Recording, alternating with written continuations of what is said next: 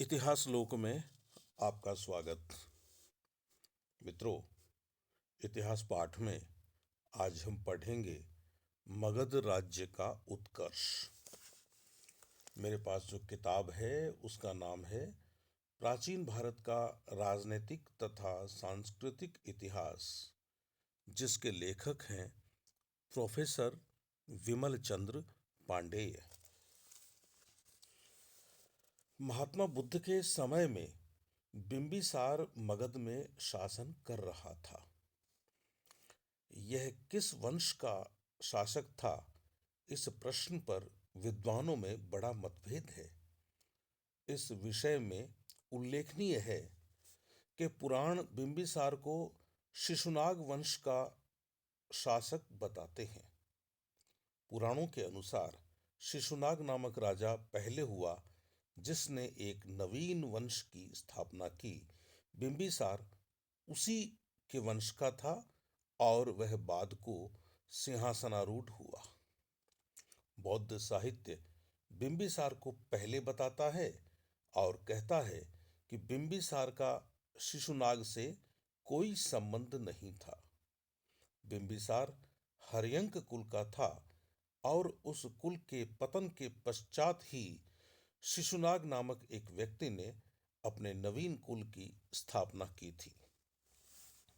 अधिकांश विद्वान इस दूसरे मत को ही अधिक उपयुक्त मानते हैं।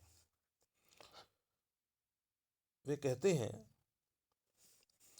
पुराणों के अनुसार अवंती के प्रद्योत वंश का नाश शिशुनाग ने किया था। अवंती का राजा प्रद्योत था। वह बिंबिसार का समकालीन था। पुराणों के अनुसार उसके बाद भी अवंती में पालक, आर्यक, अवंतिवर्धक और विशासयूप नामक राजा हुए। स्पष्ट है कि बिंबिसार के पश्चात भी अवंती का प्रद्योत वंश चलता रहा। अब यदि हम शिशुनाग को बिंबिसार के पूर्व मान लें, तो यह कैसे संभव हो सकता है कि उसने अवंती के प्रद्योत वंश का नाश किया था। वैशाली की सर्वप्रथम विजय बिंबिसार के पुत्र अजातशत्रु ने की थी। महालंकारवत्थु नामक एक पाली ग्रंथ के अनुसार शिशुनाग ने राजगृह को छोड़कर वैशाली को अपनी राजधानी बनाया था। निश्चित है कि शिशुनाग को अजातशत्रु के बाद होना चाहिए। इस प्रकार वह बिंबिसार के पहले नहीं हो सकता। महालंकारवत्थु का यह भी कहना है कि जब से शिशुनाग ने राजगृह का परित्याग किया, तब से उत्तरोत्तर उसकी अवनति होती चली गई और वह फिर कभी पनप न सका। हम जानते हैं कि बिंबिसार और अजातशत्रु के समय राजगृह अपनी उन्नति और समृद्धि की पराकाष्ठा पर था। शिशुनाग इन दोनों राजाओं के पूर्व कैसे हो सकता था? शिशुनाग के पुत्र कालाशोक, जिसे काकवर्ण भी कहते हैं, ने पाटलिपुत्र को अपनी राजधानी बनाया।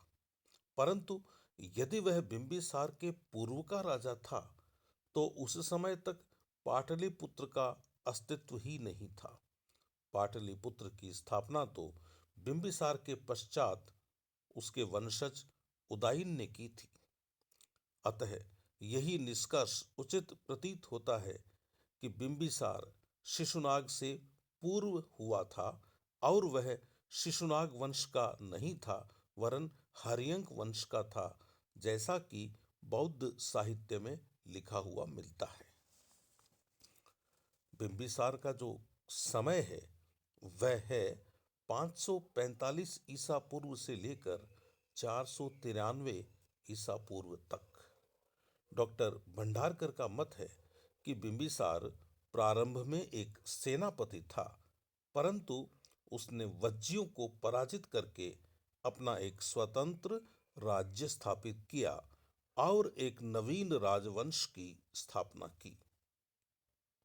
परंतु यह मत न्याय संगत प्रतीत नहीं होता, क्योंकि महावंश के अनुसार बिंबिसार के पिता बोधिस ने उसे अपना राज्य दिया था। उस समय बिंबिसार की आयु 15 वर्ष थी। बिंबिसार के पिता के नाम के विषय में भी बड़ा मतभेद है। पुराण उसका नाम हेमजित क्षत्रिजा अथवा क्षत्रौजा बताते हैं। तिब्बती साक्ष्यों के अनुसार उसका नाम महापद्म था। टर्नर आदि कुछ विद्वानों के अनुसार उसका नाम भातीय अथवा भट्टीय था। जैन साहित्य उसे श्रेणिक बताता है। बिंबिसार एक कुशल राजनीतिज्ञ था। वह तत्कालीन राजनीतिक परिस्थिति को भलीभांति समझता था। साम्राज्य विस्तार के उस युग में मगध के लिए आवश्यक था कि वह अपनी शक्ति को भलीभांति संगठित करे। निर्बल मगध किसी भी समय कौशल, वत्स अथवा अवंती की विस्तारकारिणी उग्र नीति का शिकार हो सकता था। अतः बिंबिसार ने अपनी शक्ति को बढ़ाने के लिए कई महत्वपूर्ण वैवाहिक संबंध किए। उसने कौशल के राजा महाकौशल की पुत्री कौशल देवी से विवाह किया। कौशल देवी प्रसेनजित की बहन थी। इस विवाह से न केवल कौशल राज्य मगध का मित्र बन गया, वरन इसके साथ मगध को 1 लाख की वार्षिक आय का काशी ग्राम भी प्राप्त हुआ, जो कौशल देवी के विवाह के समय उसके पिता ने दिया था। इससे मगध को सुरक्षा भी मिली, क्योंकि उसके और वत्स के मध्य में मित्र राज्य कौशल था। बिंबिसार ने वैशाली के लिच्छवी राजा चेटक की पुत्री चेलन्ना या छलना से विवाह किया था, और इस प्रकार उसने विख्यात लिच्छवियों की मित्रता प्राप्त की। इस विवाह के पीछे राजनीतिक कारण के साथ साथ सामरिक और आर्थिक कारण भी थे। विनय पिटक का कथन है कि लिच्छवी मगध की राजधानी पर रात्रि को आक्रमण करते रहते थे। उनके साथ मैत्री संबंध स्थापित करके यह खतरा टाला जा सकता था।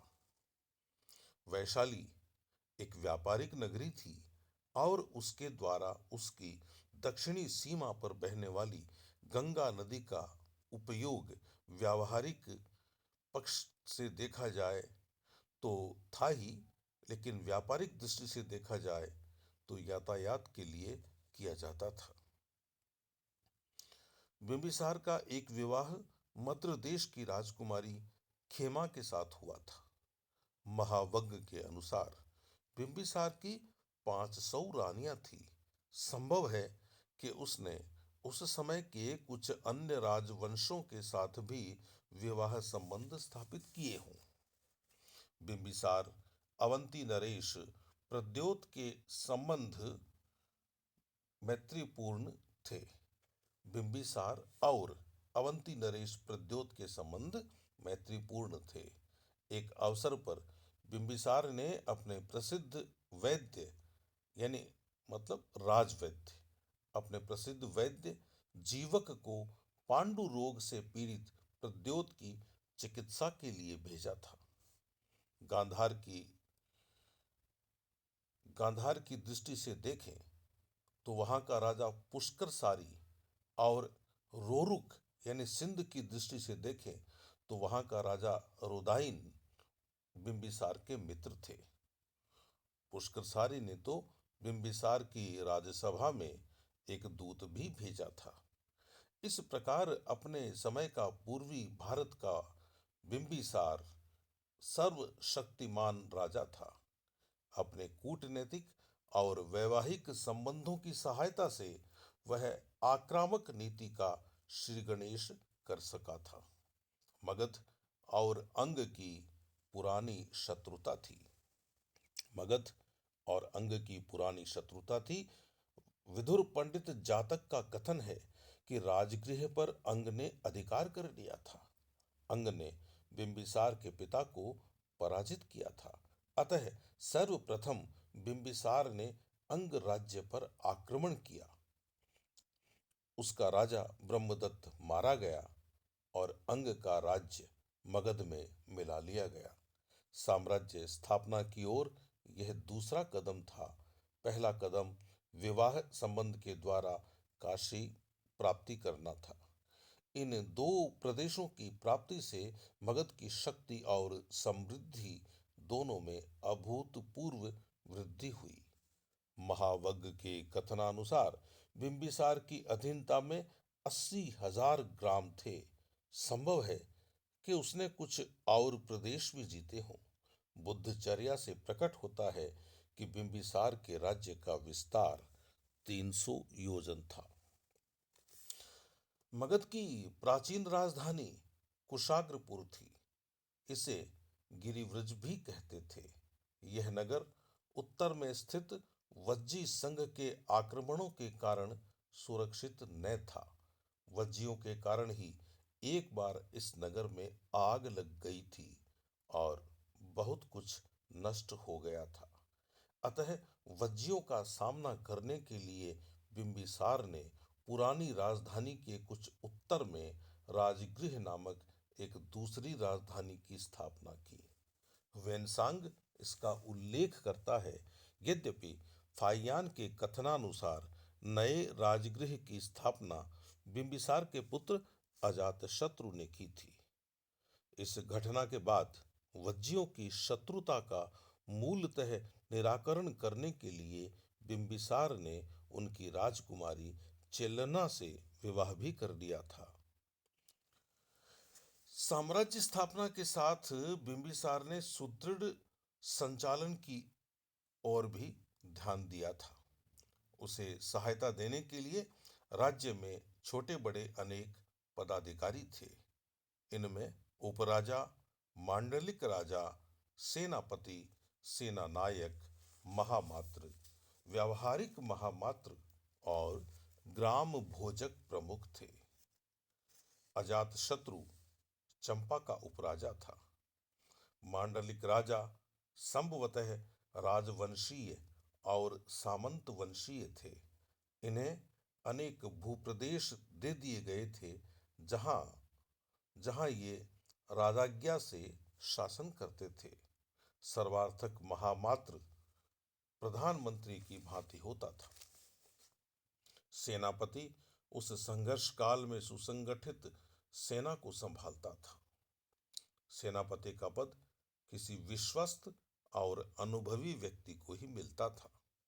सेनापति महामात्र सेनापति के नीचे के पदाधिकारी थे। व्यावहारिक महामात्र आधुनिक भाषा में कहें तो न्यायाधीश थे। ग्राम भोजक गांव के मुखिया होते थे, जो गांव में राज करने का काम करते थे और वहां से कर वसूलते थे। संपूर्ण राज्य का सर्वोच्च पदाधिकारी राजा ही था। तथापि प्रांतों और ग्रामों को अपने स्थानीय शासन में काफी अधिकार प्राप्त थे। महावग्ग से प्रकट होता है कि बिंबिसार की राजसभा में समस्त ग्रामों के प्रतिनिधियों का स्थान प्राप्त था। ग्रामों के प्रतिनिधि को ग्रामिक कहा जाता था। गांव का प्रतिनिधि ग्रामिक कहलाता था। राज्य की न्याय व्यवस्था कठोर थी।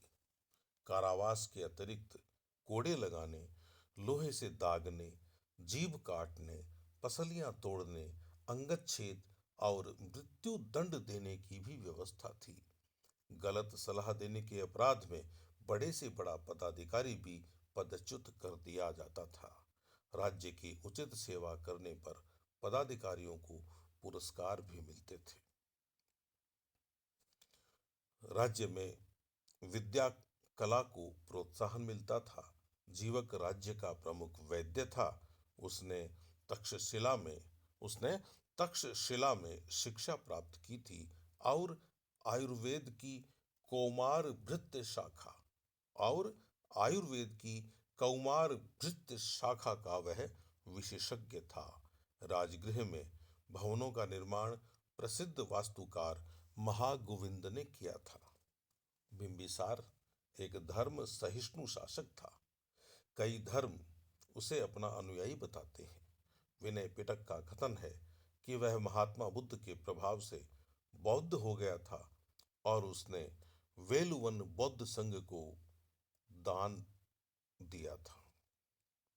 जैन ग्रंथ उसे जैन बताते हैं। दीघ निकाय के अनुसार उसने सोनदंड नामक एक ब्राह्मण को चंपा की आय दान में दी थी। महावंश के अनुसार बिंबिसार ने 52 वर्ष तक शासन किया था, परंतु पुराणों में उसकी शासन अवधि केवल 28 वर्ष बताई गई है। अंत में अजात शत्रु ने अपने पिता बिंबिसार की हत्या कर बलात् सिंहासन पर अधिकार कर लिया। मित्रों, ईसा के पहले से ही भारत राजनीतिक दृष्टि से एक समृद्ध देश दिखाई देता है। यहाँ बिंबिसार जैसा योग्य शासक हुआ है। यह था आज का इतिहास पाठ। नमस्ते।